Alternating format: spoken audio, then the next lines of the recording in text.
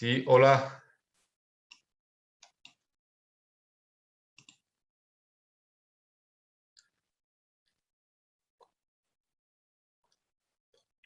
Hola Eduardo, qué pena, tuvimos un impasse técnico.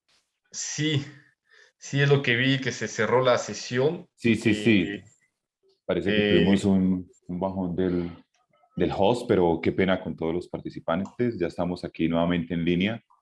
A sí, todos estamos entrando nuevamente, les agradecemos y qué pena interrumpir tu presentación. Puedes continuar en 2 minuticos, teníamos aproximadamente 20 asistentes, ya están terminando de entrar a la sala y podemos continuar con la misma. Muchas gracias.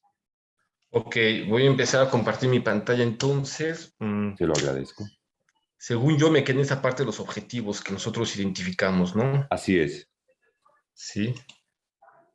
Bueno, me dices cuando inicie otra vez y ya estamos la mayoría de los asistentes de nuevo. Uno más y comenzamos. Ok,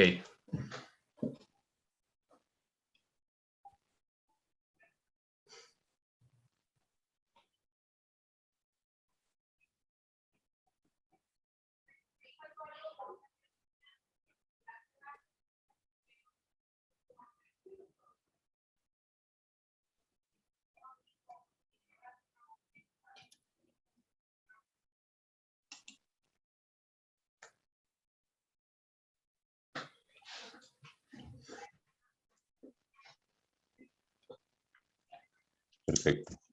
bueno, puedo comenzar que te Podemos comenzar. Sí, retomar, señor. sí. Te Bueno, después de escuchamos. estos dos objetivos que identificamos, dos de muchos otros objetivos que puede haber, por supuesto, del normativo y analítico, pues creemos que de lo que se trata además es de proponer categorías teóricas y marcos metodológicos donde además de tomar en cuenta estos objetivos es importante los contextos, ¿sí? Porque, bueno, tenemos nosotros la impresión que durante años uno de los retos ha sido producir indicadores que nos permitan hacer estudios comparativos y eso es muy interesante. Sin embargo, hay los retos de los datos, ¿sí? Los retos de que pues, es muy difícil que dos países o tres países tengan datos, a pesar de que hay manuales como los de la OCDE que nos indican qué tipo de datos puede producir, ¿sí? Hay muchos retos, sobre todo en América Latina, y es porque las realidades son muy diferentes, ¿no? Sin embargo, pensamos que es muy útil mirar hacia otras áreas de los estudios sociales que se interesan en la ciencia y la tecnología, donde pues se han propuesto muchas categorías y muchos enfoques que pueden ser de gran utilidad para abordar la infraestructura, ¿sí?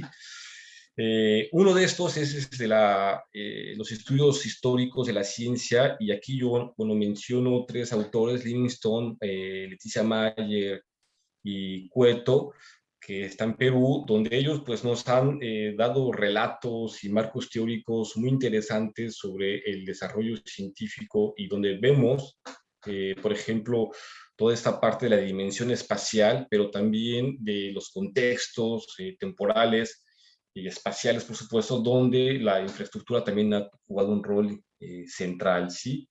Los estudios de laboratorio, como ya comenté, ahí que se desarrollaron en los años 70 y 80, en el marco de la sociología, pero también de la etnografía de laboratorio, donde se han centrado en describir las relaciones sociotécnicas, y esto a partir de la noción de red. No solamente sobresalen las funciones y acciones de los actores humanos, sino que también han señalado aquella de los actores no humanos, como puede ser la infraestructura, el financiamiento, entre otro tipo de elementos que también son parte de esta infraestructura, ¿sí? Que existe en los sistemas científicos y tecnológicos. En estos de los estudios de laboratorio, por ejemplo, emana todo este trabajo sobre las colaboraciones científicas, en las cuales en ocasiones también vemos nuevas formas de organizar el trabajo científico en función de la configuración de la infraestructura, ¿sí? Hay un trabajo que realizamos en el 2009 y también Séverine Loubel en Francia trabajó sobre el financiamiento y la infraestructura, cómo eso tenía implicaciones y implicaciones para la organización del trabajo científico, ¿no? Entonces, el tema de las colaboraciones, las redes de colaboración, puede ser también un elemento interesante que nos puede ayudar a producir indicadores en torno a la infraestructura. La dimensión espacial, ¿sí? Sobre lo cual pues ya hay indicadores espaciales en la cienciometría que pueden ser útiles. Hay unos que no lo son tanto, son muy clásicos, pero hay muchos avances, por ejemplo, en el tema de las cartografías. Tal vez habría que retomar también esta idea de la proximidad física y la geográfica, ¿no? Que tengo la impresión que se dejó.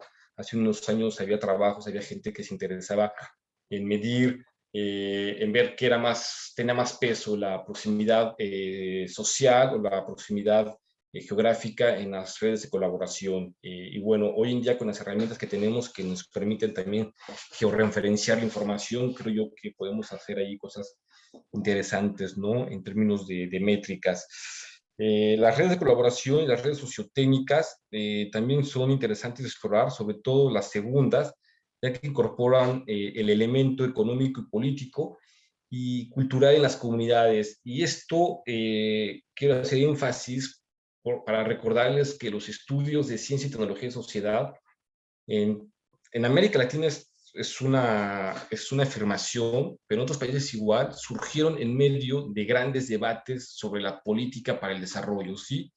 Y esto por esta fuerte relación que hay entre ciencia y tecnología y desarrollo económico y social. Entonces, retomar estas nociones de redes sociotécnicas, donde están esos elementos económicos y políticos, creo yo que nos pueden ayudar también para hacer distinciones espaciales o distinciones dentro de por qué ciertas infraestructuras funcionan en unas zonas y otras no funcionan. ¿Por qué los clústeres, por ejemplo, esa idea de los clústeres o de los polos de innovación, en unas regiones tuvieron ciertas dinámicas y en otras dinámicas, ¿no? Se trata aquí, por supuesto, de que hay un reto enorme de tener palabras, ¿sí? Cualitativas, términos, nociones cualitativos, y a estos llevarlos a lo que es el número, ¿no? La propuesta para medir y evaluar. Y eso es todo un reto, por supuesto, porque en ocasiones podemos caer en trampas, como es la de tomar ciertas herramientas muy atractivas, como es el mismo análisis de redes, ¿sí? Sin realmente tener una reflexión en torno a los marcos teóricos y metodológicos o epistemológicos, como le quieran llamar, sin tenerlos y cometer errores en estas abstracciones de esos sistemas y en sus evaluaciones, ¿no? Esto es lo que tengo yo para presentarles hoy dentro de para iniciar esta mesa. No sé si tengan algunas preguntas o comentarios que hacerme o podemos dejarlos al final si gustan.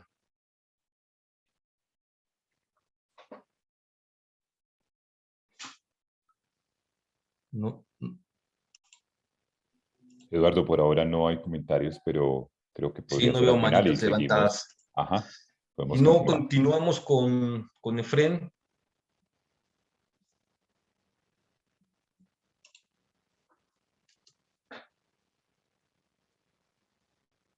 Efren Romero, ¿estás allí? Eduardo, sí, ¿qué tal? ¿Cómo estás? Sí, si quieres puedes compartir, iniciar con tu presentación. De acuerdo. Muy buenos días. Un saludo pues a todos los asistentes a esta mesa. Mi nombre es Efren Romero. En cualquier momento debería estarse proyectando, digamos, la presentación. Hoy vengo en nombre del Observatorio Colombiano de Ciencia y Tecnología a contarles un poco sobre el desarrollo de esa infraestructura que ha denominado el Observatorio el Atlas del Conocimiento de Colombia. Estamos presentando esta primera fase que digamos que es producto del trabajo colaborativo de este equipo del observatorio, de quien les habla Efren, Alejandra, Diana, Henry, Juan Fernando, Julián y dos empresas, una empresa de Dinamarca que se llama Dataverse y otra empresa colombiana que se llama G-Location, que digamos hizo la intervención en su fase final. Vamos a desarrollar una presentación en 4 momentos. Vamos a hablar un poco de las generalidades del Atlas del Conocimiento. Vamos a presentar la arquitectura, algunos aspectos o notas metodológicas y vamos a hacer una presentación en vivo de de esta herramienta que fue entregada como una herramienta de consulta de datos abiertos que fue entregado, digamos, a la comunidad colombiana, a los actores del Sistema Nacional de Ciencia y Tecnología de Colombia. Entonces, ya yo les había mencionado a los tres actores principales de este desarrollo, que son Dataverse, el Observatorio Colombiano de Ciencia y Tecnología, del cual yo soy líder de bibliometría y que tiene, digamos, por misión generar información, generar datos abiertos para los actores del Sistema Nacional de Ciencia y Tecnología de Colombia. También nosotros producimos las cifras que se reportan a las entidades, organismos multilaterales. Empecemos un poco con la motivación de este proyecto que ustedes observan acá en la transparencia. Pues este proyecto nace con la idea de comprender mejor esos vínculos de conocimiento que existen dentro de la producción académica de Colombia. El observatorio tradicionalmente produce datos a partir de fuentes de suscripción académica, que son las fuentes, digamos, validadas para medir el desempeño de los grupos y los investigadores dentro del sistema de ciencia de Colombia y su organismo rector, antes Colciencias, ahora Ministerio de Ciencia y Tecnología. Y entonces esas mediciones se hacían a través de Web of Science, Scopus, Cielo, ¿cierto? Que son los índices bibliográficos citacionales aceptados y validados para este tipo de mediciones. Y la idea era avanzar en esa comprensión de esas relaciones de generación de conocimiento, de difusión de conocimiento y de uso del conocimiento dentro de otras fuentes, dentro de fuentes de acceso abierto.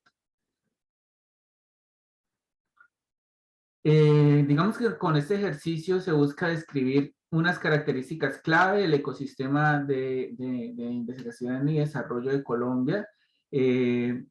Uno de los tipos de visualizaciones que vamos a mostrar nos da cuenta un poco de la evolución, de cómo han cambiado en el tiempo a través de un indicador como son las fechas promedias de publicación de los documentos, lo que nos habla del interés, de cómo ha migrado y cómo ha evolucionado el interés de los investigadores dentro de la producción en ciencia de Colombia.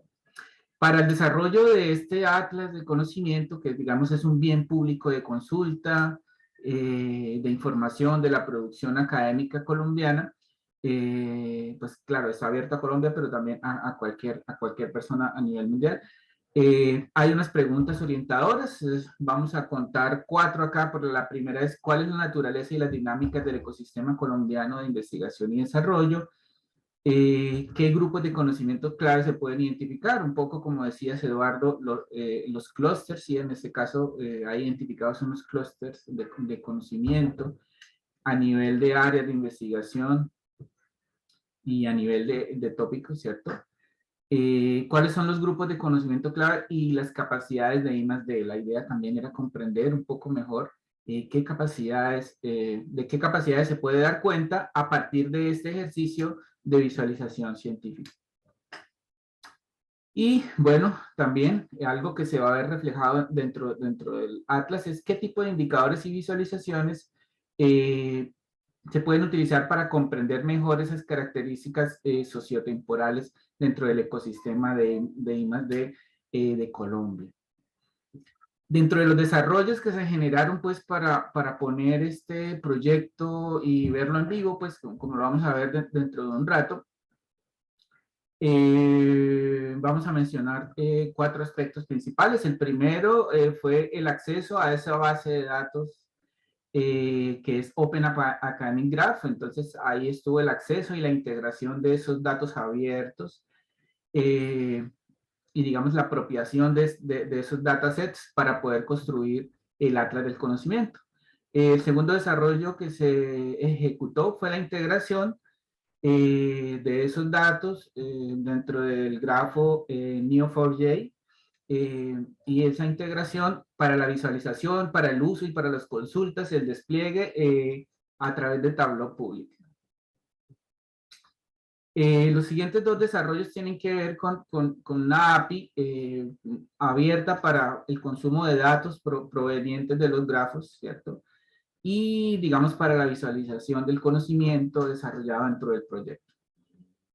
La última tuvo que ver con los tableros que vamos a ver, con la configuración de los tableros que vamos a observar, digamos, como en la presentación en vivo del Atlas del Conocimiento, que incluyó una visualización en grafos integrados dentro de la herramienta VozViewer Online. VozViewer Online fue puesta en público en julio de este año por el desarrollador.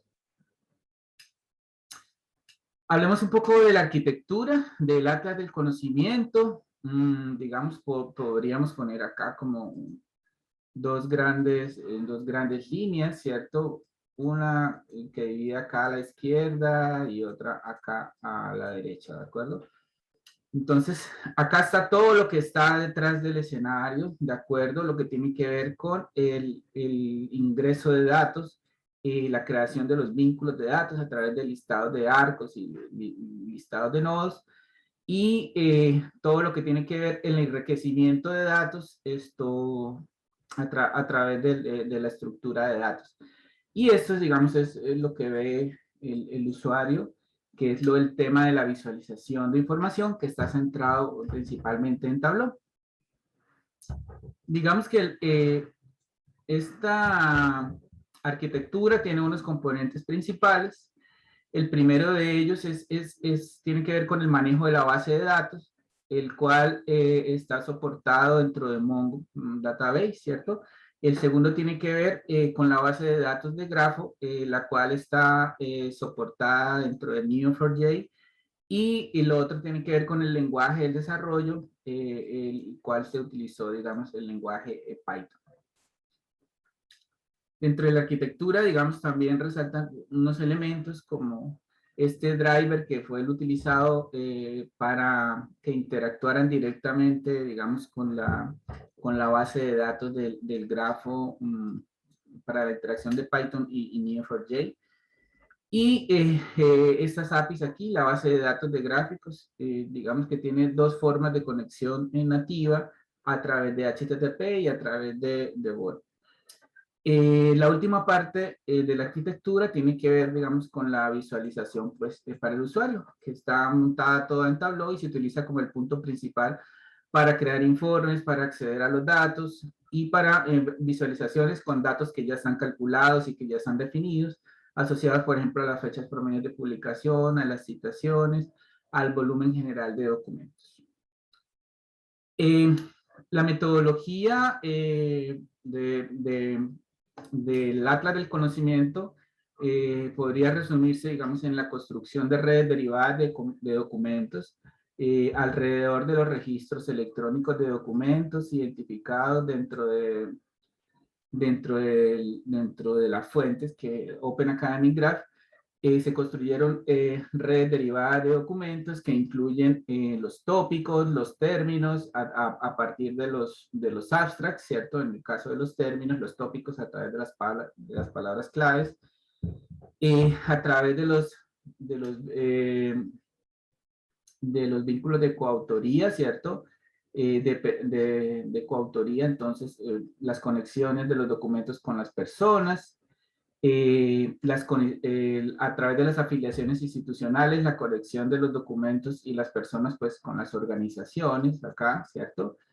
Y la localización geográfica, ¿cierto? Entonces acá está el tema de ciudades y está el tema de país. Digamos, eso ya se vería un poco más en concreto cómo sería esta burbuja. Representa aquí un documento.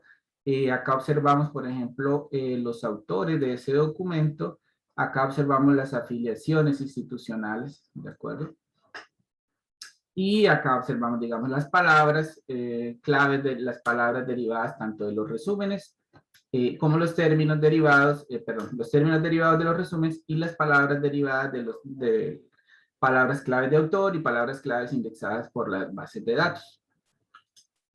Esta es digamos, la descripción de las fuentes. En el caso de, se descargó toda la data de Colombia desde Open Academic Graph, de la producción académica, donde se incluye al menos un académico colombiano, ¿cierto? Alguien con afiliación institucional a una organización radicada y localizada en Colombia, ¿cierto?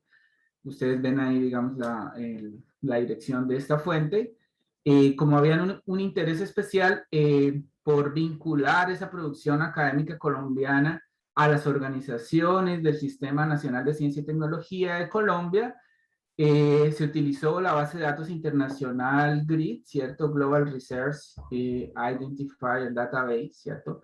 Y a través del mapeo se identificó las organizaciones colombianas que están, digamos, ahí reportadas, identificadas y codificadas como uno de los estándares para construir las visualizaciones y los análisis que vamos a presentar.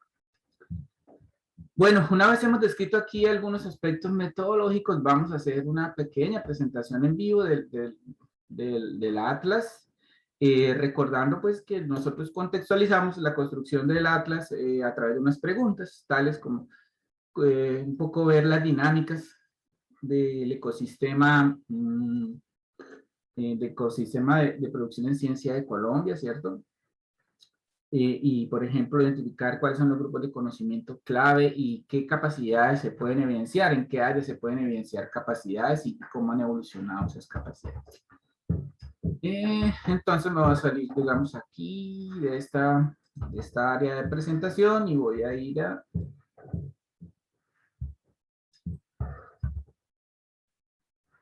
acá a Internet.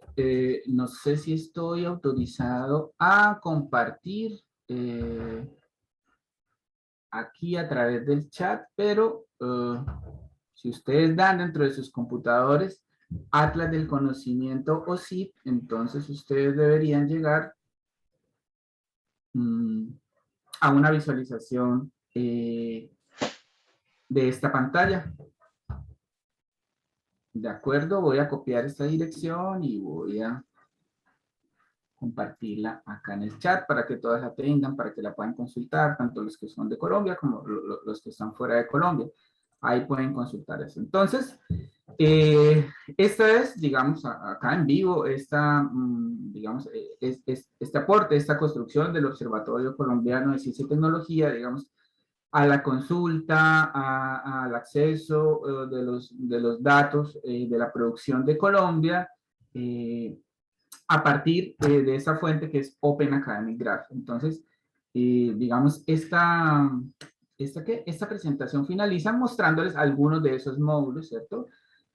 Ustedes cuando están dentro de esta infraestructura, dentro de esta plataforma, ustedes pueden acceder a una serie de tableros, ¿cierto? Encuentran una pequeña contextualización de qué son estos tableros que ustedes van a ver, que están construidos sobre Tableau, y van a encontrar primero panorama de productos del conocimiento, basado básicamente en el volumen de producción de Colombia, el panorama de las colaboraciones del conocimiento a partir, digamos, de unos grafos construidos con VosViewer, donde se articulan las áreas temáticas, un análisis de la producción de Colombia desde la perspectiva de los objetivos de desarrollo sostenible, y teniendo en cuenta el problema de la salud pública mundial, un panorama de productos del conocimiento asociados al coronavirus. Entonces,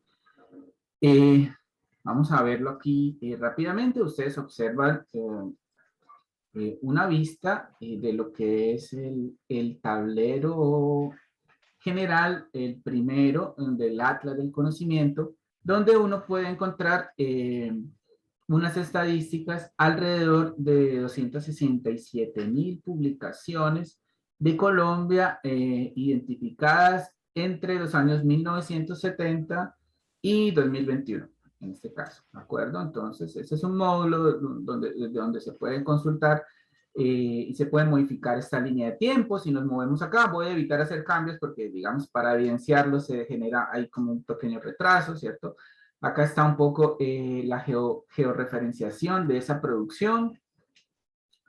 Y digamos, aquí de manera general ustedes pueden encontrar una descripción de los tipos de resultados de investigación de la producción científica de Colombia en 4 categorías: artículos científicos, artículos de conferencia, repositorios y otros tipos de producción.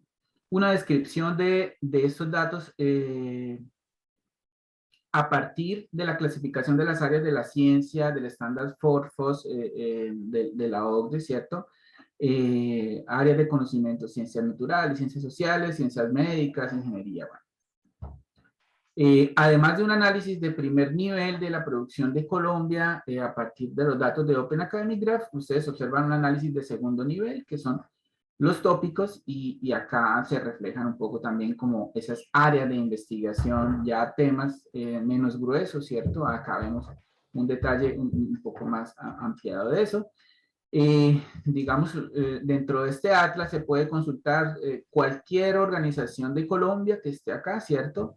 La organización más fuerte de Colombia desde esta perspectiva de los datos en bruto, del número en bruto, por ejemplo, de documentos, que es lo que nosotros estamos viendo acá, es la Universidad Nacional de Colombia. Claro, eso nos sorprende porque esta es la organización más grande, mayor presupuesto, bueno, hay muchas características, ¿cierto? Pero igual se puede consultar cualquier organización acá.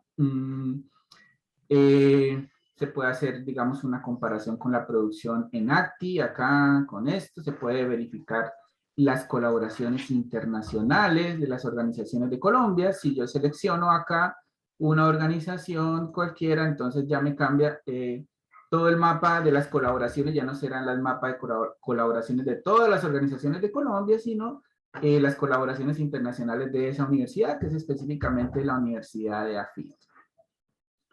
Entonces, bueno, este es el primer, el primer tablero, ¿cierto? Y estábamos viendo este módulo que vemos acá en color vino tinto, pero yo también puedo ver cuál es el impacto de la producción científica de Colombia. Entonces, digamos, me cambio simplemente con un clic acá en este módulo a visualizar ahora la producción y digamos, el código de colores cambia de vino tinto a azul, ¿de acuerdo? Y puedo ver, por ejemplo, cuáles son los tipos de documentos más citados, que en este caso son los artículos de revistas científicas. Y veo los demás tableros o los demás áreas. ¿Cuál es el área las áreas de conocimiento que obtienen buenos promedios de citación? En este caso, en las ciencias naturales, ingeniería y tecnología, ¿de acuerdo? Y de igual forma puedo ver los tópicos, puedo ver las organizaciones de Colombia, los mismos tableros básicamente que hemos visto anteriormente. Ese mismo ejercicio lo puedo hacer acá por fecha para ver, por ejemplo, cuáles de esos tópicos son los tópicos más nuevos. Entonces, este es uno de los módulos que está dentro del Atlas de Conocimiento de Colombia. Digamos, un tema de interés también para el Sistema Nacional de Ciencia y Tecnología de Colombia tiene que ver con los objetivos de desarrollo sostenible. Entonces, lo que se hizo fue, mediante un trabajo de Machine Learning, un análisis semántico, hacer un cruce entre las palabras clave y los tópicos que describen estos objetivos de desarrollo sostenible contra la producción de Colombia, y a partir de este trabajo, entonces, digamos, se hizo una clasificación y se construyeron estas visualizaciones, ¿de acuerdo? Entonces, por ejemplo, acá se ve que el área de conocimiento que más aporta a la producción en ciencia, desde la perspectiva de los objetivos de desarrollo sostenible, son las ciencias sociales. ¿Bien? Entonces, bueno, eso es más una invitación a explorar el Atlas del Conocimiento que les compartí hace un rato, pues que pretender mostrar eso porque tiene muchos módulos, muchas cosas, muchas consultas realmente. También, digamos, a partir del BOSBeaver Online se construyó, digamos, este grafo que nos permite ver cada una de las organizaciones del Sistema Nacional de Ciencia, y Tecnología de Colombia, en qué áreas de investigación, digamos, son fuertes, ¿cierto? Y ustedes ven en este caso representadas esas áreas de investigación en burbujas, ¿cierto? Como lo representa Boltbiwer y como se representan los grafos en burbujas y arcos. Entonces, digamos, la importancia de un área de investigación está en función del tamaño tamaño de la burbuja, ¿cierto? Entonces, biología es un área de investigación muy fuerte dentro de esta que es la Universidad Nacional de Colombia. Si yo cambio a cualquier universidad, con la Universidad del Quindío, pues bueno, voy a obtener pues unos cambios en esas ponderaciones, ¿cierto? En la Universidad del Quindío es más importante las ciencias de la computación, la medicina, bueno, la biología también muy importante. Entonces, digamos, acá se puede consultar esas orientaciones temáticas dentro de las organizaciones colombianas. Bueno, por acá ya hemos visto objetivos de desarrollo sostenible, ya vimos este general. Y bueno, acá está, finalmente, porque ya nos pasamos del tiempo también. Acá está el mapeo de la producción mundial en coronavirus, ¿cierto? Digamos, se mantiene un poco la estructura que ustedes han visto de los tableros. Vemos acá cómo está el pico de publicaciones y cómo se desarrolló a través de que iba evolucionando la pandemia, ¿cierto? Ese boom de publicaciones que se puede evidenciar. ¿Qué tipo de productos fueron los más generados a nivel mundial en medio de la pandemia, ¿cierto? En este caso, pues, los artículos de revista científica, claro que hubo ahí unas restricciones, no había eventos hasta que se lanzaron a hacer eventos virtuales, ¿cierto? Bueno, pues es natural también que el área de conocimiento donde más se produjo ciencia en el periodo analizado sobre coronavirus fuera ciencias médicas, pero también hay cosas que resaltan interesantes. En segundo lugar, las ciencias sociales y en tercero, las ciencias naturales. Bueno,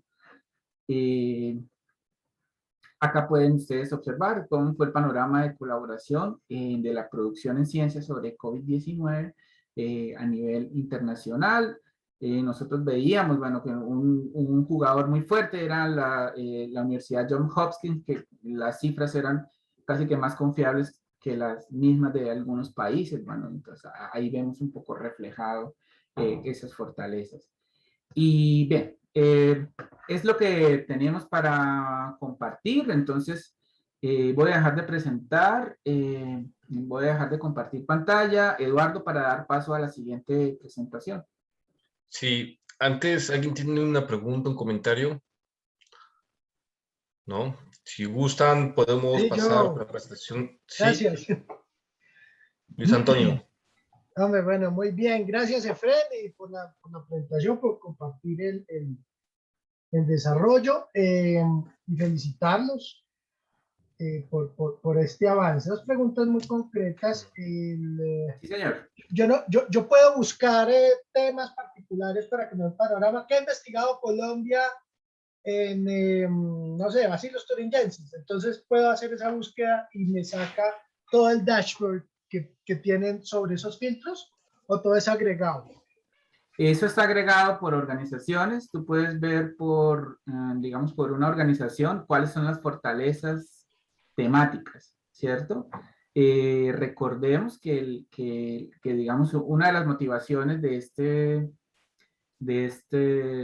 esta herramienta era poder entregarles a los actores del Sistema Nacional de Ciencia y Tecnología, instituciones de educación superior, empresas, los ministerios, bueno, todas las empresas, un mecanismo de consulta de esa información que ellos producen y que no está, digamos, reconocida o que no tiene el alcance de la producción que está publicada en Web of Science, Scopus y ESCIELO. Y entonces acá es un panorama bastante más abierto. O sea, Cuando aquí yo estoy... el motor detrás es la intersección o la unión de Cielo, Scopus y Web of Science. No. Lo que está detrás acá solo Cielo.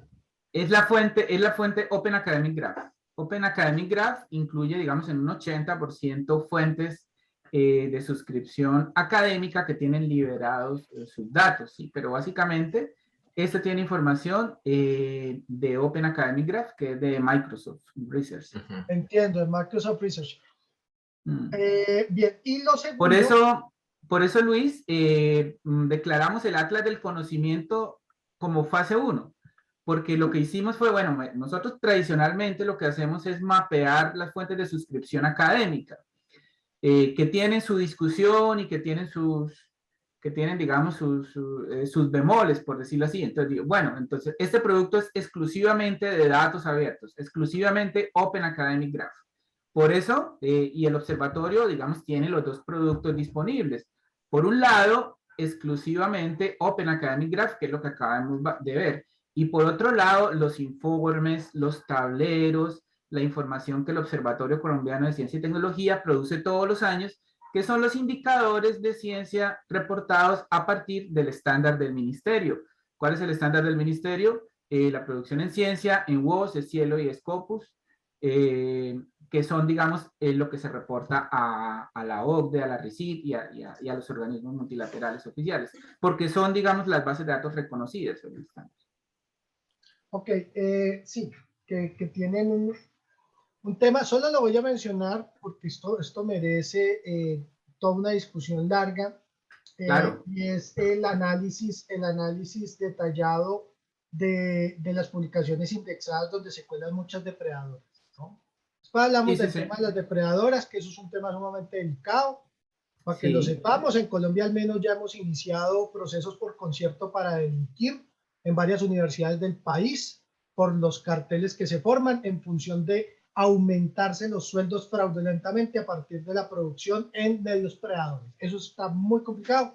De Y acuerdo. obviamente aquí, digamos, con los estudios cienciométricos últimos que se han dado, se sabe que existe más o menos un 20%, por ejemplo, editoriales como MDPI están en un 20-30% con sus producción, con sus journals indexados en Scopus. Puede ser sumamente grave. Si usted me va a medir en el Ministerio de Ciencias y con eso me sube el sueldo, pues bueno, seguimos haciendo pseudociencia, que es una invitación para que vamos pensando a futuro cómo vamos a controlar este tema. La segunda pregunta es, el diccionario que usa el Boss Viewer, porque tenemos dos opciones, que es el text, mapping text, que es el abierto, y el otro es por keywords, o ustedes lo normalizaron, o cómo Sí, funciona. para eso hubo un procesamiento y, como tú dices, una normalización para poder llegar desde las palabras claves, los títulos y los resúmenes a, digamos, clasificarlos dentro de una de las áreas de investigación que se ven reflejadas ahí. O sea, hay un tesauro previo hecho a través de las temáticas, pero ¿se hace con abstract title o se hace con keywords? Esa es la pregunta concreta, porque tú tienes en Viewer las dos opciones. Tú entras Sí. por concurrence y trabajas keywords, o entras por map, text map, y tienes abstracts and titles. ¿Cuál de las dos usamos? El trabajo utilizó dos llaves, digamos, o dos campos. Uno era los títulos y el otro era las palabras claves. O sea, combinaron los dos métodos. Sí, sí, se combinaron los dos métodos. Ok. A partir de eso se hicieron esas Pero clasificaciones. hicieron ustedes un tesauro.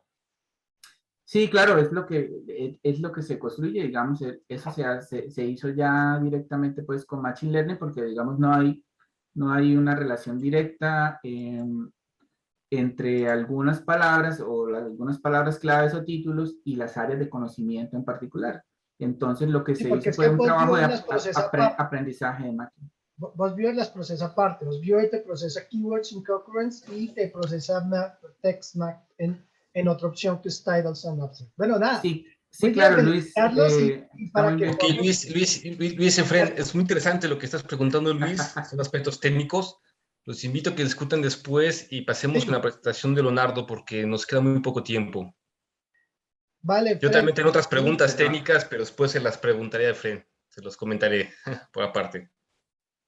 Leonardo, te pasamos la palabra o la pantalla. Muy bien, muchas gracias.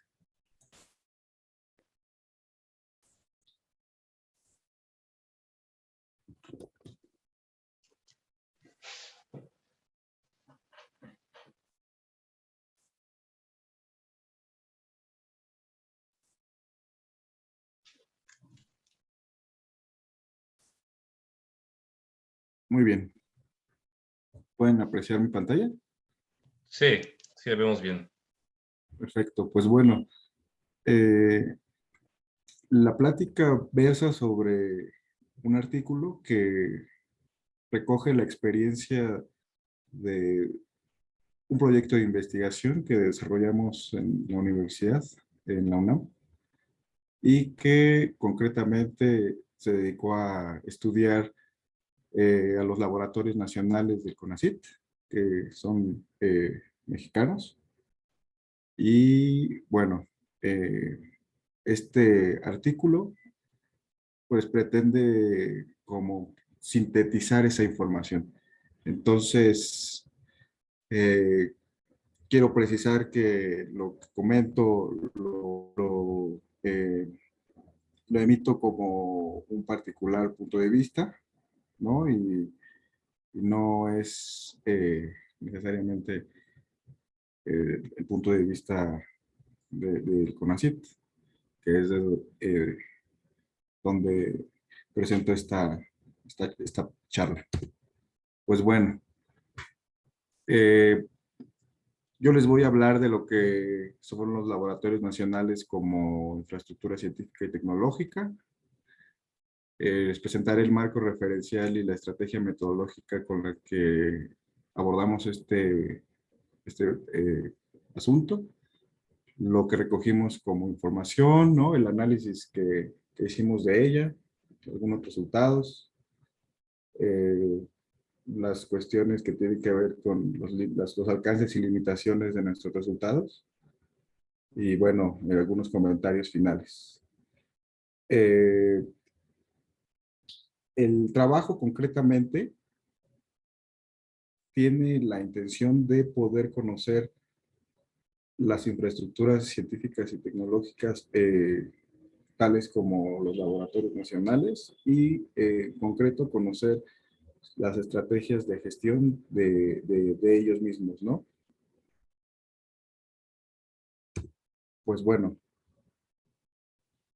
primero que nada, estos laboratorios nacionales, vistos como infraestructura científica y tecnológica, eh, son una iniciativa de CONACYT, iniciada en 2006 y que pues articuló a distintas instituciones en torno a sus recursos, tales como recursos materiales, recursos humanos, recursos científicos y tecnológicos, así como recursos financieros.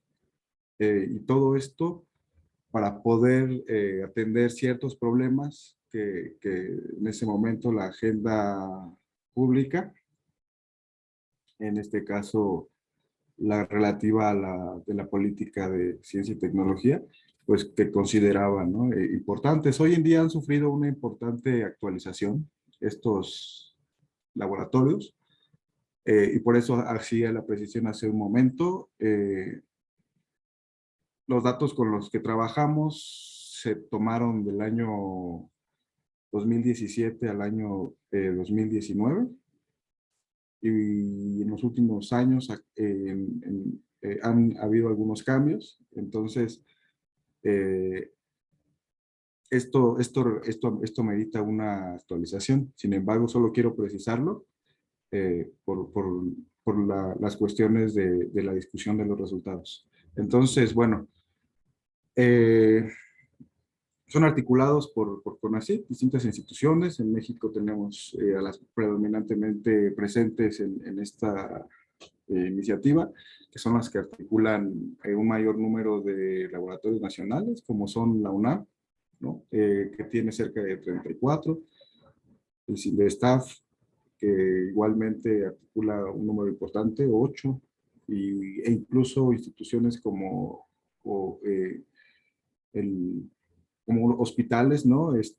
Que hacen investigación científica, tienen este tipo de laboratorios. Entonces, bueno,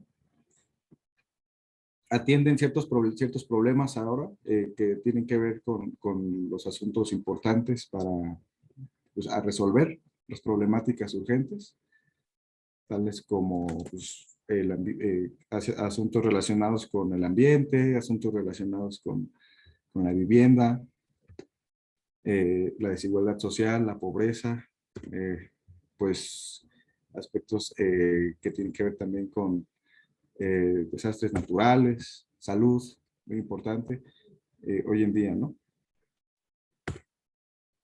Entonces, pues bueno, esas iniciativas del Consejo han derivado en la creación de hasta ahora 90 laboratorios nacionales distribuidos en estas áreas que se definieron como estratégicas. De modo tal que las áreas con mayor número de laboratorios nacionales siendo adscritos allí son las áreas de desarrollo tecnológico y salud, que son necesidades presentes, por supuesto, sentidas de este país. Al mismo tiempo, en estos años que lleva de implementado este programa, 15, estos laboratorios se han establecido casi en toda la República, principalmente en el corredor Centro Bajío, que corresponde a la parte sombreada, un poco más oscura, donde igualmente se corresponden las estructuras de las temáticas. Es decir, están más presentes laboratorios de desarrollo tecnológico, salud y conocimiento del universo acá. En fin, estos laboratorios realizan investigación científica, desarrollo tecnológico, al mismo tiempo forman recursos humanos altamente especializados, prestan servicios a todos los sectores, tales como el sector gobierno, incluso ahí mismo con la academia, al sector industrial, nacional e internacional, y al sector social.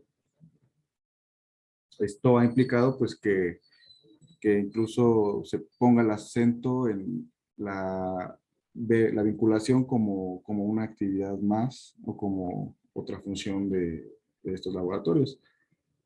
Y pues bueno,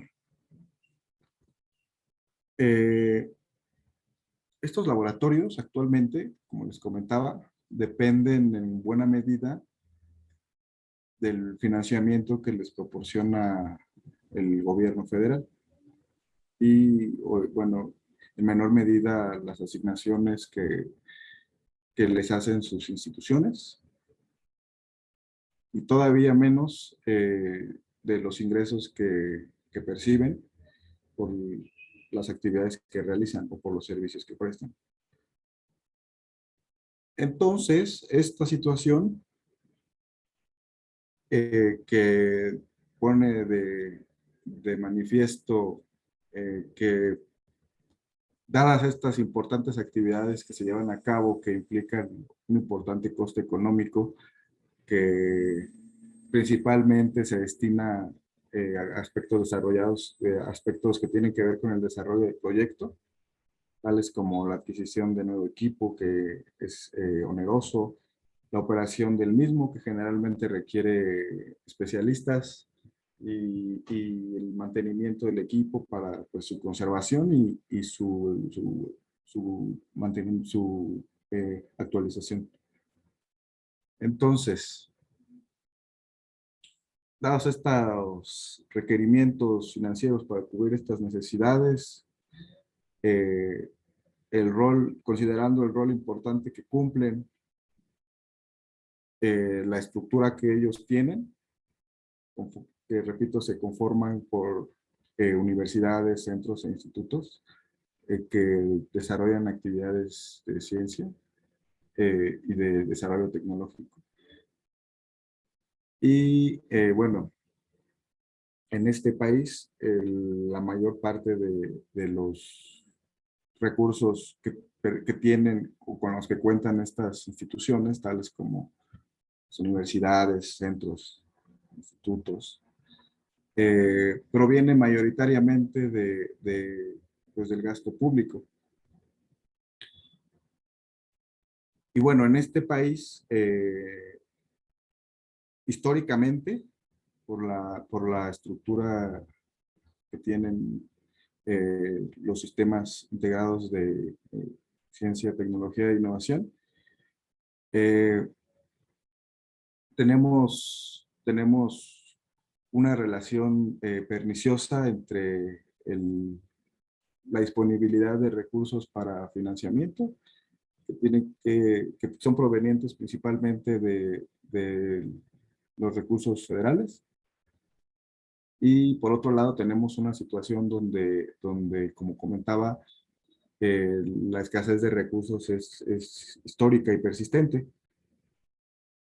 Y como estos laboratorios nacionales son principalmente fondeados con recursos públicos, vulnera en algún modo y de manera central la capacidad que tienen de poder cumplir con sus objetivos y satisfacer con calidad de estos. Entonces, bueno.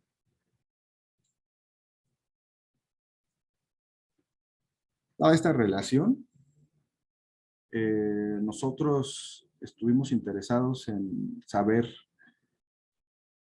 qué características tienen, o más bien qué prácticas desempeñan estas infraestructuras, estos laboratorios nacionales para poder cumplir con sus objetivos de manera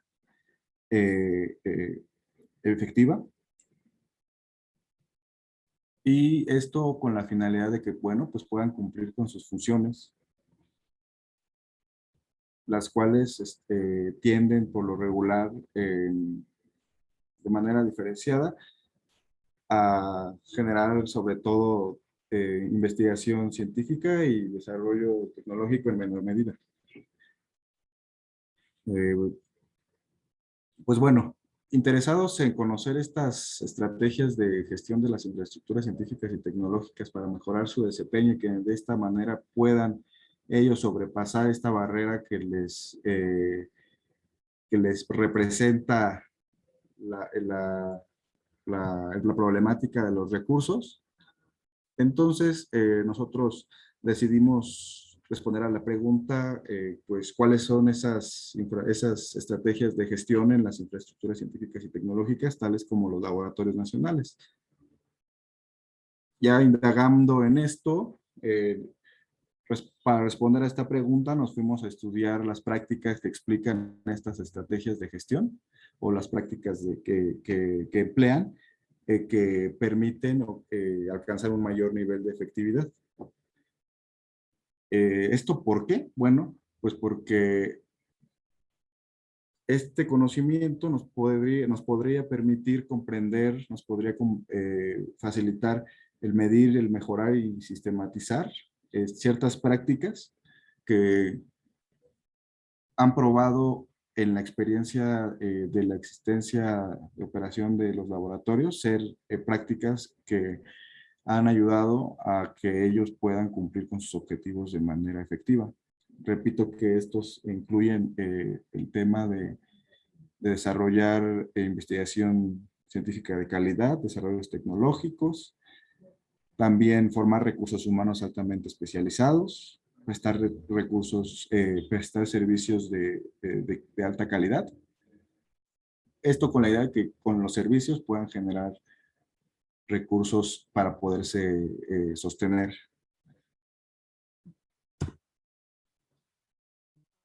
Debido a que, pues bueno, el programa es nuevo. De hecho, el programa se publicó apenas este año. La convocatoria, les comentaba, tiene ya una existencia de 15 años. Viene operando desde 2006 y de forma integral no ha habido una evaluación, pues que permita poder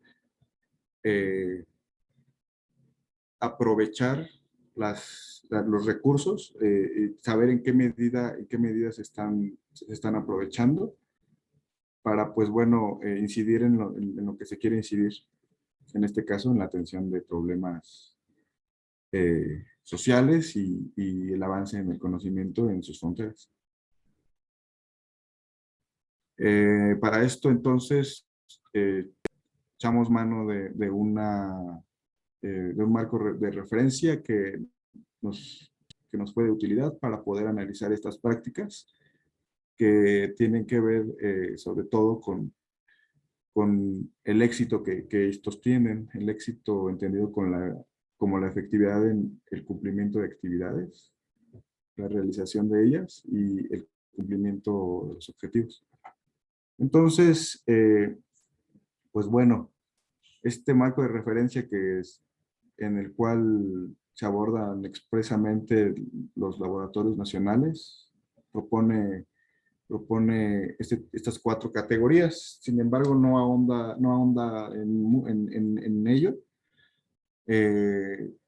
Únicamente ofrece ciertos elementos que pueden ser considerados a la hora tanto de evaluar a los laboratorios actualmente existentes y a los que se pretendan establecer. En función del estudio que en este caso hacemos en esta presentación de 10 laboratorios nacionales. Entonces, nosotros ahondamos en estas 4 categorías que tienen que ver con la experiencia de laboratorio, entendida esta experiencia como un grado de consolidación del laboratorio, como esta capacidad que tienen de poder generar hechos científicos, movilizar la naturaleza, el poder tener ciertas condiciones materiales, tecnológicas e institucionales, el que además estos laboratorios hayan logrado equiparse de manera constante durante años para mantener su competitividad o su carácter estratégico. Por otro lado, otro factor que se reconoce como importante es la red, el asunto de la red, de las colaboraciones de estos laboratorios. En esta cuestión, hablando pues, de la prestación de los servicios. Un tercer aspecto considerado en este marco de referencia es la experiencia del equipo de trabajo o del grupo de trabajo, que tiene que ver con la cualificación del equipo de trabajo. Y un cuarto que tiene que ver con la toma de decisiones. Entonces, bueno, este marco de referencia nosotros lo movilizamos estudiando ciertas prácticas particulares que tienen que ver con desarrollo del laboratorio, con las colaboraciones del laboratorio, con grado de cualificación de los integrantes del laboratorio y la forma en que el encargado del laboratorio, el llamado responsable técnico, toma las decisiones, ¿no? Conduce el laboratorio. Este marco de referencia lo movilizamos a través de la metodología de cuestionarios y entrevistas que elaboramos con la revisión de la literatura y de la experiencia previa a fin de ahondar en estos ámbitos para explicar estas categorías. Y fuimos a 10 laboratorios de distintas áreas del conocimiento. ambiente, desarrollo tecnológico, salud, conocimiento del universo, sociedad, total. Adicionalmente, pues en cuanto al caso de la información que ya recogimos con este ejercicio a través de estos instrumentos, pues hicimos el análisis de la información con diferentes técnicas. Para la cuestión de las colaboraciones, hicimos uso del análisis de redes sociales. Para el caso de también las mismas, para dar una perspectiva de correspondencia a las actividades, hicimos un análisis de correspondencias múltiples, en este caso los laboratorios estudiados, los 10. Lo que encontramos para el caso de las colaboraciones, en el caso propio de la categoría red, fue que los laboratorios de salud, los laboratorios de conocimiento del universo y los laboratorios de sociedad están más estrechamente ligados con la academia.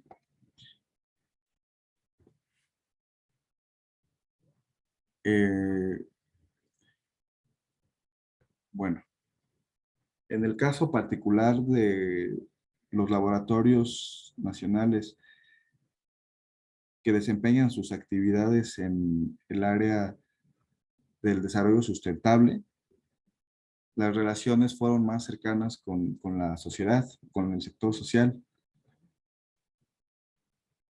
Y bueno, hay en este análisis un resultado evidente y es la agrupación en grupos de laboratorios en relación a sus modularidades, en este caso de sus relaciones.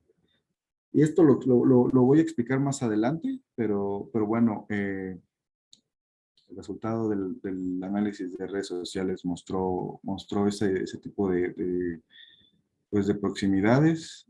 En el caso del análisis de correspondencias múltiples, lo mismo, vemos acá al laboratorio de ambiente, por ejemplo, muy cerca del sector gubernamental, el de desarrollo tecnológico en consonancia con el sector industrial, los laboratorios de salud, desarrollo tecnológico, y en este caso desarrollo tecnológico y conocimiento del universo, en el paso entre el sector académico y social, aunque también tienen relaciones con el sector industrial. Y bueno, en menor medida los laboratorios de sociedad se relacionan pues con algún otro sector diferente del social. Están muy cerca del sector social y del académico. En cuanto a el cuarto, ahorita solo he hablado de dos aspectos que fueron los que analizamos con estas técnicas. Este es un tercero, que es el de liderazgo, el de los estilos de liderazgo que se ejercen en estos laboratorios nacionales. Tienen que ver con cómo los responsables técnicos eligen distintas estrategias para poder cumplir con los objetivos del mismo. Pues encontramos que las prácticas se corresponden con estilos que tienen que ver con los estilos democráticos, también en menor medida paternalistas, pero siempre conservando una característica que es la de que no tienen estilos puros de conducción. Ellos eligen entre distintos modos de solucionar sus problemas. Entonces, hablando de los resultados, ya de manera sintética, en cuanto al aspecto de la experiencia, el primer factor, los laboratorios que ya están con un nivel de consolidación o desarrollo son aquellos que ya llevan un mayor tiempo de operación y que incluso antes de serlo ya eran laboratorios no nacionales, pero sí laboratorios con características especiales, con incidencia en aspectos fundamentales. Y pues bueno, que ya cuando recibieron la distinción de nacional, pues dieron el salto a un salto hacia poder aprovechar este impulso que les dan estos recursos. También, además, en el caso de la experiencia del laboratorio, ¿no? Los laboratorios que han demostrado un mayor nivel de efectividad en el cumplimiento de objetivos y que por lo mismo han estado activos a lo largo de los años, tienen varias características comunes y son que han tenido la capacidad para movilizar estos hechos que les comentaba, de acondicionar el laboratorio para poder movilizar estos hechos a lo largo del tiempo. En cuanto al aspecto de las relaciones de la red, nosotros encontramos que los laboratorios nacionales se relacionan principalmente con el sector académico y el gobierno. Hay algunos factores que explican mejor esas relaciones, tales como la proximidad física e institucional y la pertinencia en la prestación de los servicios. Por ejemplo, los laboratorios de conocimiento del universo están muy cerca de la academia. Esto que tiene que ver con una cuestión de pertinencia en cuanto a sus actividades y los servicios que le da a las universidades, que le dan a las universidades. Los Leonardo, laboratorios, una disculpa, ¿puedes ir cerrando que ya nos pasamos de tiempo? sí, los laboratorios de ambiente más cercanos a los sectores de gobierno y sociedad y academia, perdón, los de sociedad con academia y sociedad, también el sector social, los de salud con la academia y el gobierno, y los de desarrollo tecnológico con la industria. En cuanto al aspecto de la experiencia del grupo de trabajo, pues nosotros encontramos que esta es muy importante en el plano individual y colectivo, ya que, bueno, los perfiles más sobresalientes nutren a los perfiles menos sobresalientes, esto siempre pasando por la parte del uso de los equipos especializados. Igual, bueno, en los liderazgos ya lo comentaba. Y bueno, el asunto ya propiamente de indicadores. Este ejercicio básicamente nos permitió poder identificar cuáles son esas prácticas pues, en términos generales aquí comentadas que tienen que ver con esos aspectos. Y para cada uno de los aspectos que estamos comentando, pues pudimos derivar algunas propuestas de indicadores que pudieran ayudar a evaluar pues el desempeño de estos laboratorios nacionales, así como poder establecer ciertas pautas para aprovechar sus capacidades.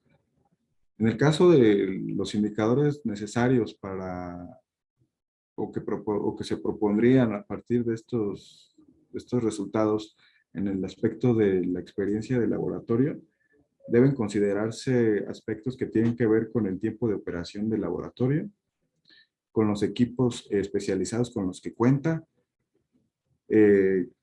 también con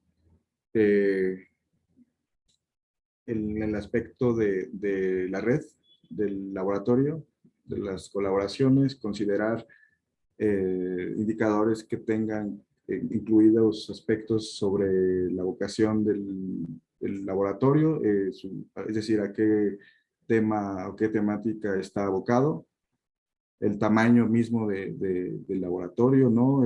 Es diferente en cuanto a, es variable en cuanto a la temática, igual la diversidad, la intensidad, ¿no? Y los medios y modos a través de los cuales se establece una relación, y eso permitiría pues ver en qué medida en relación a nuestras categorías y definiciones están cumpliendo con esta característica de poder relacionarse para que en este caso pues puedan prestar sus servicios. En cuanto al grupo de trabajo, pues bueno, estos indicadores tendrán que considerar el nivel de cualificación del equipo, del grupo, y considerar sobre todo, y esto es muy importante, los resultados tanto individuales y colectivos en términos de la producción científica y tecnológica. Respecto de los indicadores que proponemos en cuanto a la parte del liderazgo, estos tendrían que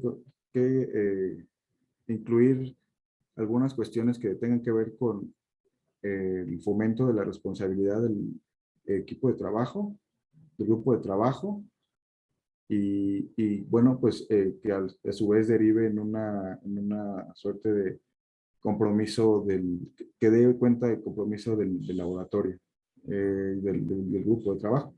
Y por otra parte, pues los indicadores que tienen que ver con la toma de decisiones. Bueno, este trabajo ya discutiendo los hallazgos en términos de indicadores y de prácticas, pues no son únicos ni definitivos, ¿no? Hay aspectos que no están siendo observados en este estudio, que sin duda alguna tienen afectación en las prácticas. Entonces, pues bueno, estos factores o dimensiones no observan incluso la arquitectura del sistema de ciencia, tecnología e innovación, ni las dinámicas que hay dentro de estos laboratorios en torno a su actividad inherente en la temática de trabajo. Entonces, bueno, una alternativa para ahondar y poder precisar algunos de los hallazgos y propuestas de indicadores, pues sería precisamente la de ampliar las observaciones, ampliarlas temáticamente, ampliarlas también regionalmente, y tener esas dos perspectivas en todo momento, pues pensando en que las dinámicas son diferentes en regiones y en áreas del conocimiento. Pues bueno, eso sería todo. Ok, muchas gracias, Leonardo. ¿Alguien tiene algún comentario para Leonardo? Y para Juan Carlos, creo que hasta aquí, también conectado. No, no veo ninguna mano. Bueno, en fin, nos quedan unos minutos para intentar, pues, platicar un poco sobre estos retos que vemos. Bueno, yo les recuerdo el tema de los elementos locales, ¿no? Para el caso de la infraestructura, ya lo vimos en el trabajo de Leonardo y en lo que nos presentó Fren también, con el tema de los indicadores que son más clásicos, bueno, con una base de datos muy diferente que estamos acostumbrados a ver, porque la mayoría de los trabajos que vemos están hechos con datos de Scopus y de la WOS. Aquí nos presentan datos nuevos, abiertos. Y bueno, todas estas discusiones, que es otro punto de los aspectos técnicos y metodológicos, ¿no? Que vemos en el caso de Leonardo, los análisis factoriales, que son muy útiles, creo yo, y que también hemos un poco olvidado en este tipo de estudios, y el análisis de redes, que en el caso de Leonardo provienen de datos más de corte cualitativo, ¿no, Leonardo? Si no estoy equivocado. Sí, así es. Y yo tengo dos preguntas, son dos inquietudes. Una es sobre el trabajo de Efren, que ellos utilizan VozViewer, y no sé si Efren y sus colegas están conscientes que VozViewer solamente nos visualiza el componente principal de las redes, ¿sí? Y nos deja de lado todos los otros componentes de las redes, ¿no? Las redes pequeñas. Eso tiene un límite importante que en el campo de los estudios sociales y tecnología no nos gusta, y es que invisibiliza o reduce los actores y los pequeños grupos, ¿no? Y eso es una información muy importante cuando estamos mapeando estas comunidades, por ejemplo, las capacidades de ciencia y tecnología, que es lo que va a hacer este tipo de software, nos va a mostrar las capacidades centrales, ¿no? Las que están mejor conectadas con todo el conjunto, ¿no? Y eso es un límite, ¿sí? Y una pregunta para Leonardo es que si para hacer este trabajo, Leonardo, ustedes revisaron el programa federal de laboratorios nacionales, porque una de las preguntas muy comunes cuando nos piden o nos piden consejos sobre cómo evaluar los programas públicos, ¿sí? Pues la respuesta es partir de los objetivos de los programas públicos, ¿no? Nosotros hicimos un ejercicio sobre laboratorios nacionales y creo que cumplían, si no me recuerdo, con prácticamente todos los ejercicios, pero es muy interesante lo que ustedes proponen, ¿no? Porque buscan más allá eso del liderazgo, esos elementos que ustedes mencionan, son interesantes, pero yo quisiera saber qué pasó con esas bases del programa, ¿no? Claro.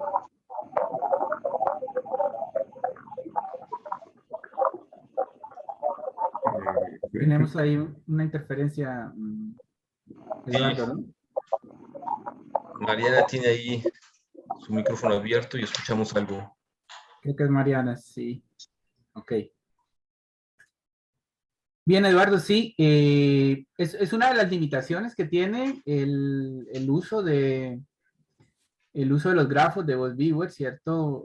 Digamos, como tú decías, pues al final muestra el conjunto mayor de elementos conectados, y eso es lo que se visualiza ahí. Nosotros los analizamos y, digamos, los mostramos por aparte, por decirlo así, en nuestros informes. No es que los dejemos de lado, sino que nosotros, al contrario, ponemos especial atención en esos tópicos o en esas áreas que están menos, digamos, representadas ahí. O sea, nosotros hacemos un análisis desde esta perspectiva, que son el componente principal que se ve en el grafo, pero también vamos al final de la lista, ¿cierto?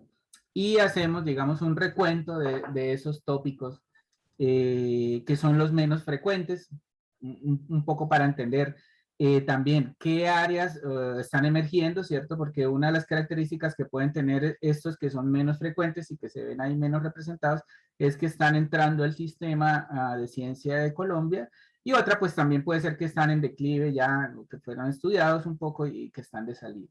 Entonces, eso no se ve ahí en ese gráfico. Nosotros ese análisis detallado lo hacemos es en los informes que hacemos pues para el sistema de ciencia de Colombia. Pero tú tienes razón en eso, en que ahí lo que vemos es el componente principal.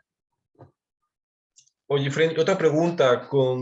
Veo que ustedes tienen ahí un equipo de desarrollo interesante y conocen bastantes herramientas. ¿Han intentado minar la información sobre las ascripciones? Porque creo que minando esa información con un diccionario, no sé, una lista de términos, tal vez pueden identificar las capacidades, las infraestructuras científicas y tecnológicas, ¿no? Identificando los laboratorios, los centros de investigación, no sé, yendo un poco más lejos de las instituciones, ¿no? En el análisis, y bueno, con eso también pues presentar tal vez un indicador sobre esas capacidades que hay en Colombia, ¿no? O por área, lo pueden cruzar con las áreas de conocimiento que ya tienen ustedes hecho, por región, no sé, por problemática social, como es el caso del COVID, ¿no? Entonces, sería interesante Sí, que desarrollaran algo por el estilo. sí, Eduardo. Por eso nosotros presentamos este atlas como la fase uno, digamos, esas áreas o digamos esos análisis ya de un nivel, digamos, de mayor profundidad, son en los que viene trabajando el observatorio en poner a disposición de manera abierta a la comunidad del Sistema Nacional de Ciencia de Colombia. Pero como tú comprendes, pues estas herramientas siempre van creciendo, ¿cierto? De más a menos, este es un aporte pues modesto del observatorio, pero es igual un avance que nosotros consideramos importante por la fuente de datos, por ser de acceso abierto, porque cualquier persona puede, cualquier institución lo puede utilizar y porque, bueno, y por las motivaciones y el alcance que mencionamos hace un rato, ¿no? Entonces, forma parte de los desarrollos futuros de esta herramienta, análisis de segundo, tercer y cuarto nivel, como los que tú nos mencionas. Y qué interesante que ustedes trabajen en ese tema del mapeo de los laboratorios, y bueno, no, seguramente algo podremos hacer en conjunto, Eduardo, y bueno, queda la invitación abierta de parte del observatorio. Sí, gracias. Ok, muchas Leonardo, gracias. ¿algo que agregar o alguien más? Claro. Bueno, pues en relación a la pregunta, eh, inicialmente no existía un programa de laboratorios nacionales y como tal se desprende como una acción del programa de la institución en aquel momento. Sin embargo, pues esta convocatoria ha ido operando a lo largo de 15 años y bueno, pues ha estado operando con ciertos criterios que se le han ido estableciendo en relación a las demandas establecidas en estos programas que comenté. Entonces, en el momento en el que nosotros hacemos esta investigación, no hay indicadores de evaluación del desempeño de estos laboratorios. Y entonces a lo que nosotros acudimos es pues a poder derivar ciertos criterios de valoración a partir de lo que ellos, en este caso como autoridades, comentaban que deberían de cumplir estos laboratorios, ¿no? E incluso se fue desarrollando una definición de estos y y a la luz de esto se fueron desprendiendo ciertos elementos para poder valorarlos. Entonces, pues bueno, nosotros lo que hicimos fue indagar en esos elementos, en esas prácticas, en esas características que explican estas cuestiones que quiere, en este caso, la autoridad, el gobierno, ¿no? El encargado de gestionar la política de ciencia y tecnología con sus infraestructuras científicas y tecnológicas. Entonces, pues bueno, la idea es aportar acá en esta parte eh, para poder proponer algunos indicadores en estos aspectos que se fueron definiendo. Y por eso mismo al inicio hice la precisión porque actualmente se estableció un programa ya de laboratorios nacionales con ciertos objetivos específicos, generales, y que están ahora relacionados con, en este caso, la nueva visión de esta administración, que está orientada mucho a la incidencia social y, y el avance en las fronteras del conocimiento, ¿no? Para atender las demandas de bienestar social, ¿no? Los ciertos valores públicos que queremos alcanzar. Y bueno, actualmente estamos desarrollando nosotros esos indicadores para poder tanto evaluar a los laboratorios que ya existen, como poder ampliar el número de ellos en función de las nuevas demandas sociales que existen. pues porque las que están actualmente presentes fueron definidas por otras administraciones en términos de la productividad, en términos de la eficiencia del uso de los recursos, ¿no? Y en menor medida pensando en la incidencia social. Entonces, ahora sí estamos, en este caso, derivando indicadores a partir de este programa. Y pues bueno, eh, ya estarán presentes en algunos meses, disponibles para la evaluación. Ok, sí, muy interesante. No sé, ese es otro reto, ¿no? La incidencia social, ¿no? De un laboratorio para la toma de decisiones, porque bueno, hay que ver qué es necesidad social, qué es incidencia social. Y hay otro punto, Leonardo, que me preocupa en torno a los laboratorios y esta cosa de la Sí, gestión de la política pública cuando lanzan las convocatorias. Y es que hay de los requisitos, si no me recuerdo, es que las instituciones receptoras de esos laboratorios tengan las capacidades económicas y físicas para claro. acogerlos, ¿no? Cosa que no siempre es fácil, ¿no? En México, pues tenemos la universidad y dos, tres universidades grandes y el resto son universidades de las cuales, no sé, 70, 80% están en números rojos, ¿no? Entonces, me cuesta mucho trabajo imaginar cómo una pequeña universidad en este sistema que ha predominado de lo que llamaron hace unos años el capitalismo académico, donde las universidades pequeñas están condenadas a ser cada vez más pequeñas y las grandes más grandes por la acumulación de estas capacidades, y eso las condena a no poder crecer nunca frente a estas convocatorias, ¿no? Porque no tienen ninguna capacidad de demostrarle, por ejemplo, al CONACYT, que ellos tienen una necesidad social local bien determinada, definida, por mecanismos de participación ciudadana, democracia horizontal, lo que tú quieras, que es muy interesante, pero no tienen esas capacidades económicas y físicas. Entonces, ahí, ¿qué hay que hacer, no? O sea, esa es una gran pregunta. Sabemos que hay la voluntad política detrás. Yo ya lo he escuchado en varias mesas que ha surgido ese tema. Y bueno, como comenté Sarto en otra mesa, les recuerdo que los estudios de ciencia y tecnología, el tema de los indicadores han surgido en medio de los grandes debates de la política en ciencia y tecnología, ¿no? Y para el desarrollo, ¿no? Entonces ahí hay muchas cosas que reflexionar, que discutir, creo yo, ¿no? En torno Sí, a estos precisamente, retos. exacto, precisamente la idea primero de este trabajo, de este pequeño artículo, pues es poder conocer qué condiciones deben de tener tanto los actuales laboratorios nacionales para poder pues incidir precisamente en sus áreas del conocimiento y socialmente. Y pues bueno, esta parte de la experiencia del laboratorio, lo llamo de esta forma porque pues bueno, el expertise, ¿no? Fue escrito originalmente el artículo en inglés y ya, al hacer la distinción en español ya es chusco, ¿no?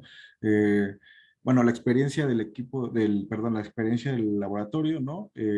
Pues sí, precisamente esta capacidad que ya deberían de tener de poder tener ciertas condiciones materiales, económicas, financieras, ¿no? En sus universidades que les permiten precisamente poder movilizar la naturaleza y producir hechos científicos. Y claro, y poder seguirse equipando, eh, que son cuestiones muy difíciles si nosotros consideramos que, bueno, que como les decía en un inicio, la inversión en ciencia y tecnología es mayoritariamente pública y es históricamente escasa. Y bueno, eso ahora considerando que pues bueno, el gasto el gasto de inversión en desarrollo y experimentación es de menos del 1%. Entonces, pues, y la participación del sector privado aquí es escasa, o si no es que muy baja, casi inexistente. Pues ponen sobre la mesa estos retos, ¿no? De poder establecer ciertas condiciones que permitan desarrollar nuevas capacidades, y es algo en lo que estamos trabajando actualmente, pero que sin duda sí es un tema que requiere de mucho estudio y que requiere de más enfoques, ¿no? No únicamente ni mayoritariamente el enfoque económico. Ok, no sé si alguien quiere decir algo más antes de que demos por terminada esta sesión. Yo quisiera agregar algo a lo que estaba planteando Leonardo. Sí, Pues en primer lugar es que es una temática muy, muy compleja esto de los laboratorios nacionales. Entonces, por ejemplo, tu pregunta acerca de los objetivos, pues sí, los objetivos sí se cumplen en el papel, pero debido a esta complejidad de la estructura incluso de los laboratorios nacionales, a veces es muy difícil distinguir, por ejemplo, qué parte pertenece a la institución sede donde está el laboratorio y qué parte pertenece estrictamente al laboratorio. Entonces, para desarrollar indicadores de los laboratorios nacionales, hay que meterse a fondo y que pues es en parte el objetivo de este primer trabajo, que sea básicamente exploratorio para ver por dónde irnos, ¿no? Entonces, la otra cuestión de las universidades pequeñas, pues esa es una de las ventajas del programa de laboratorios nacionales, que en principio tienen que estar, para establecer un laboratorio nacional, se tiene que estar asociado a otra institución. Entonces, sí, la mayoría de los laboratorios tienen su sede en la Universidad Nacional, pero tienen que estar asociados a otra institución. Puede ser académica o puede ser gubernamental, e incluso se está permitido asociarse con instituciones privadas. Entonces, muchas veces, pues es lo que pasa, ¿no? La Universidad Nacional se asocia con la Universidad de Narro o en Torreón o la Universidad de Michoacán, o sea, un sinnúmero de gentes que participan, ¿no? El único objetivo que quizás no llegan a cumplir fehacientemente los laboratorios es el de la sustentabilidad. En realidad no tienen una autonomía económica, aunque uno de sus objetivos es proveer de servicios, la gran mayoría o los provee, pero no cobra por ellos, o no tienen suficiente peso en la sociedad para proveerlos. Quizás la única excepción es el ANIREM, ¿no? Leonardo, que es un laboratorio nacional de resonancia magnética, creo, imagenología y resonancia magnética, y pues ese laboratorio sí está muy ligado a instituciones como el ISSSTE y como el IMSS, pero en términos generales la mayoría no se sostiene económicamente. Es todo lo que quería agregar. bueno, pues si no hay más comentarios, damos por terminada esta sesión. Muchas gracias a todos y esperemos que en la próxima edición de Lab Métricas o en otros foros nos volvamos a ver y sigamos discutiendo sobre el tema de la infraestructura en los indicadores. Bueno, gracias a todos y pues nos estamos viendo en las siguientes mesas y salas virtuales. Gracias, hasta luego. Hasta luego. Gracias.